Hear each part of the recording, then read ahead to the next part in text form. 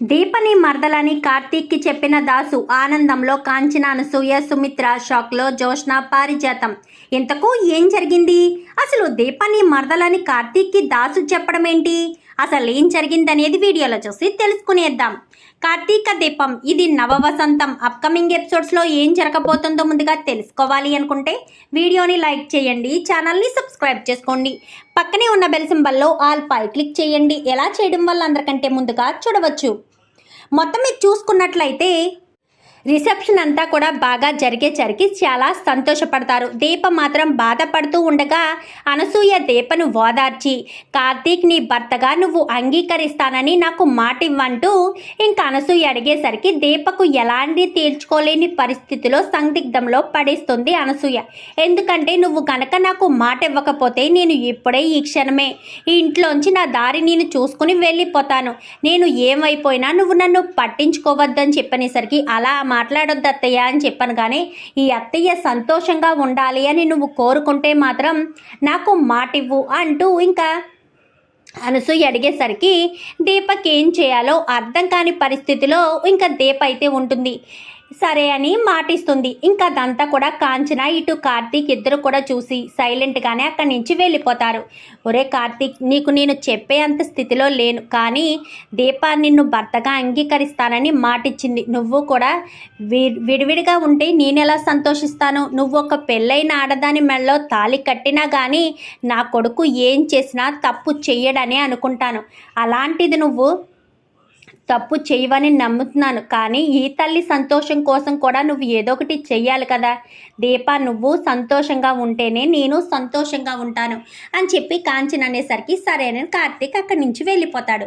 ఇంకా దాసుకైతే ఆ వ్యక్తి ఫోన్ చేస్తాడు. సార్ కొంచెం ఫ్రీ అయ్యారా అనగానే, ఫ్రీ అయ్యాను చెప్పు అనగానే, ముత్యాలమ్మ గూడెంలో అతను ఉండేవాడని విన్నాను సార్ అని చెప్పనేసరికి సరే మనం అక్కడికి వెళ్దాం పద, నేను ఇప్పుడే బయలుదేరి వస్తాను, పలానా చోట ఉండు అనగానే సరేనని చెప్పి ఇంకా అక్కడికైతే వెళ్తారు. వెళ్ళి ఆ ఫోటో స్కెచ్ చూపించేసరికి ఒకళ్ళిద్దరు ముగ్గురు అయితే గుర్తుపట్టలేకపోతారు. కొంతమంది అయితే గుర్తుపడతారు. ఇతని పేరు కుబేరు, ఒకప్పుడు ఇక్కడే ఉండేవాడు, ఇక్కడ హోటల్ కూడా రన్ చేసేవాడు, కానీ ఇప్పుడు చనిపోయాడు అనగానే మరి వాళ్ళ తాలూకు మనుషులు అని చెప్పనేసరికి వాళ్ళ ఇల్లు అయితే అక్కడ ఉంది, వాళ్ళ తాలూకు మనుషులు ఎవరు ఇక్కడ లేరు, అక్కడ ఎవరినైనా అడిగి చూడండి వాళ్ళు ఎక్కడికి వెళ్ళారు అనేది తెలుస్తుంది అని చెప్పనేసరికి వాళ్ళ ఇంటి దగ్గరికి అయితే వస్తాడు. వచ్చేసరికి అటుగా అదే దీపావళికి అప్పించిన వ్యక్తి కాస్త వస్తాడు. వచ్చేసరికి ఏంటయ్యా ఇలా చూస్తున్నారు, ఆ ఇంట్లో వాళ్ళ అనగానే అవునండి, ఆ ఇంట్లో వాళ్ళు ఎక్కడికి వెళ్ళారు అనగానే వాళ్ళు ఇక్కడ ఉండట్లేదు కదా, హైదరాబాద్ వెళ్ళిపోయారు కదా అని చెప్పనేసరికి హైదరాబాద్ వెళ్ళిపోయారా, వాళ్ళు అక్కడ ఎలా ఉంటారు ఎక్కడుంటారు మీకు ఏమైనా తెలుసా అనగానే మాకు అవేమి విషయాలు తెలియదు, కానీ కుబేర్ కూతురు కుబేర్ వాళ్ళ అక్క ఒక పాప ఉంటారు అనగానే ఆయన వాళ్ళ పేరు అని చెప్పనేసరికి కుబేర్ కూతురు పేరు దీప, వాళ్ళ అక్క పేరేమో అనసూయ, ఆ చంటి దాని పేరు ఏదో ఉంటుందబ్బా, పేరు గుర్తు రావట్లేదు. ఒరే ఇలా రారా, ఇంట్లో ఒక పాప ఉంటుంది కదా, పాప పేరు ఏం పేరు అనగానే శౌర్య అని చెప్పి ఆ చిన్నపిల్లోడు చెప్పేసరికి శౌర్యనా అని చెప్పాను. కానీ ఒక్కసారిగా షాక్ అవుతాడు. అప్పుడే తన ఫోన్ ఓపెన్ చేస్తాడు. ఫోన్లో రిసెప్షన్లో తీయించుకున్న ఫోటోని కాస్త చూపిస్తాడు.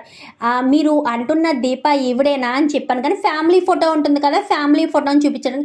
అవును, ఇంకో దీప అంటే ఈవిడ, ఇంకా అనసూయ అంటే ఆవిడ పాప, శౌర్య అన్నాడు కదా వాడు. దీప మళ్ళీ పెళ్లి చేసుకుందా? ఈ బాబు ఎవరు? ఈ బాబుని నేను ఎక్కడో చూసినట్టుందే, ఆ రోజు నన్ను కొట్టాడు ఈ బాబే అని చెప్పాను. కానీ చాలా థ్యాంక్స్ అండి అని అక్కడి నుంచి అయితే వచ్చేస్తాడు హైదరాబాద్. ఏంటన్నా వాళ్ళ ఫోటోలు నీ దగ్గర ఉండడం ఏంటి అనగానే వాళ్ళు నాకు తెలుసు వాళ్ళు నా రిలేటివ్సే, కానీ ఆ అమ్మాయి ఆ ఇంటి వారసురాలన్న విషయం నేను కన్ఫర్మ్ చేసుకోలేకపోతున్నాను అనగానే వాళ్ళ అక్క ఉంది కదన్నా, వాళ్ళ అక్కని అడిగితే అన్ని విషయాలు తెలియచ్చు కదా, ఆవిడ పెద్ద ఆవిడ కదా.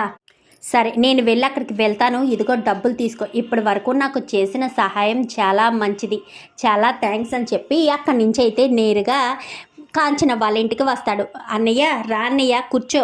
ఏ నువ్వు ఒక్కడవే వచ్చావా? కాశీ స్వప్న రాలేదనగానే లేదమ్మా అనసూయ గారు అని చెప్పాను కానీ వంటగదిలో ఉన్నట్టుంది అని పిలవనా అని చెప్పాను కానీ పిలువమ్మా అనగానే అనసూయ అనసూయ అని పిలిచేసరికి వస్తున్నానమ్మా అంటూ వస్తుంది. వచ్చేసరికి ఈలోపు కాంచనకి ఏదో ఫోన్ వస్తుంది. మీరు మాట్లాడుతూ ఉండండి, నా ఫ్రెండ్ ఫోన్ చేసింది, నేను మాట్లాడి వస్తానని పక్కకు వెళ్తాడు. అనసూయ గారు మిమ్మల్ని ఒక విషయం అడుగుతాను, మీరు అబద్ధం చెప్పరు కదా?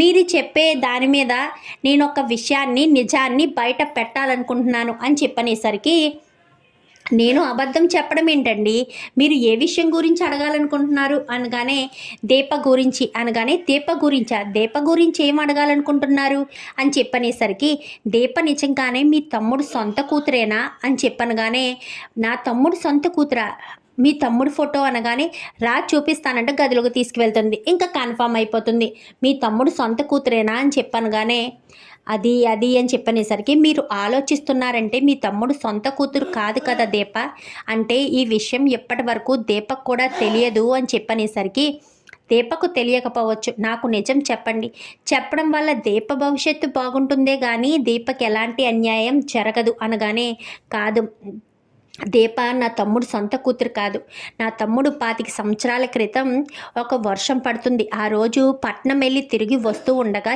ఎవరో ఒక బిడ్డని బస్టాండ్లో వదిలేశారంట. ఆ బిడ్డను తీసుకుని ఇంటికి వచ్చాడు.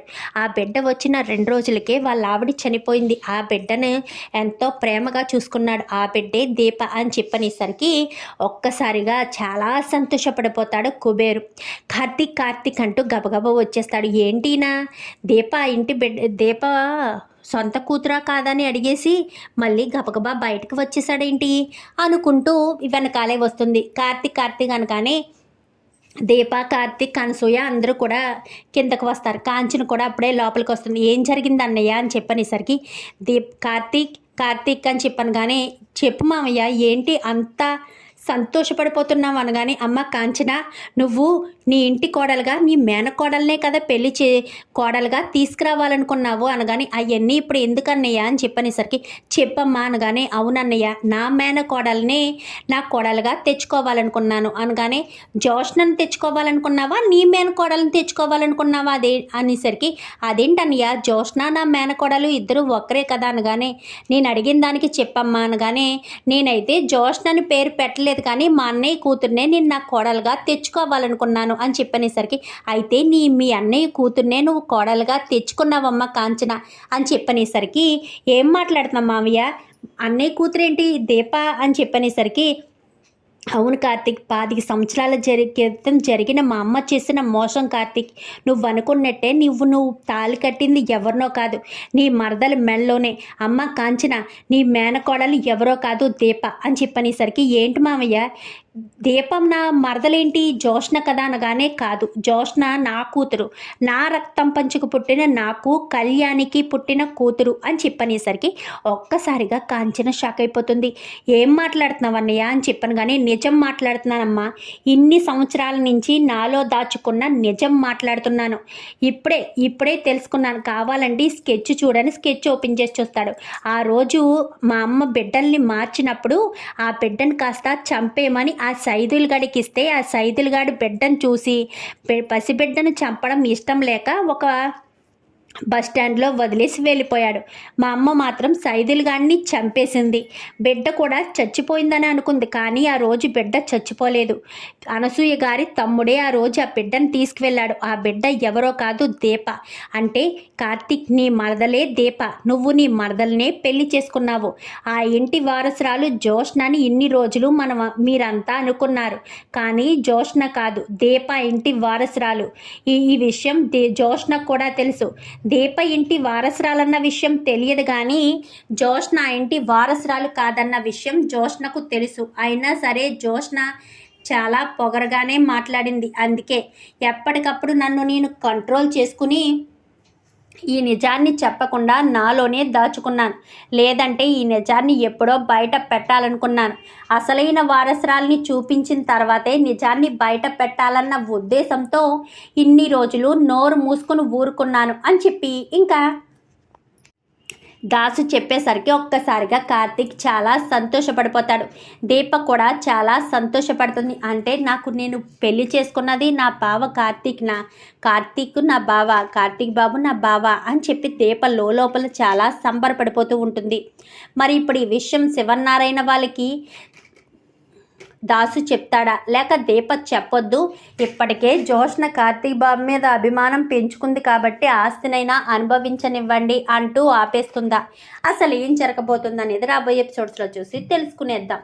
మా వీడియో కనుక మీకు నచ్చినట్లయితే వెంటనే లైక్ చేసి మా ఛానల్ని సబ్స్క్రైబ్ చేసుకుని పక్కనే ఉన్న బెల్ సింబల్లో ఆల్ పై క్లిక్ చేయండి. ఎలా చేయడం వల్ల అందరికంటే ముందుగా చూడవచ్చు.